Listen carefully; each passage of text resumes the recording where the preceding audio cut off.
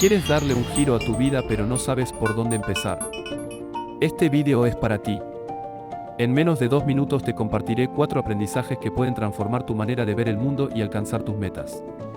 Pero antes, suscríbete a mi canal y activa la campanita para más contenido sobre desarrollo personal en búsqueda de la felicidad. El primer aprendizaje se describe como la dieta de tu mente.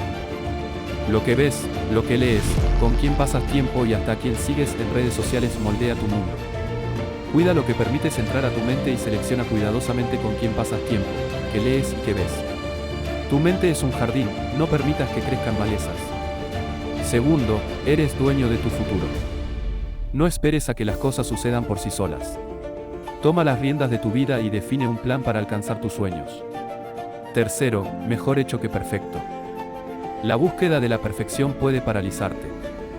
En lugar de eso, enfócate en dar el primer paso y en ir mejorando con el tiempo. No tengas miedo de cometer errores, son parte del aprendizaje. Cuarto, sé amable contigo mismo. Las palabras crean realidad. Lo que pensás impacta en cómo te sentís y cómo te sentís impacta en lo que podés hacer. La mayoría de las veces tu mente es tu mayor limitante.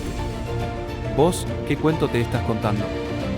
Estos aprendizajes han mejorado mis días y espero que te aporten valor y mejoren los tuyos.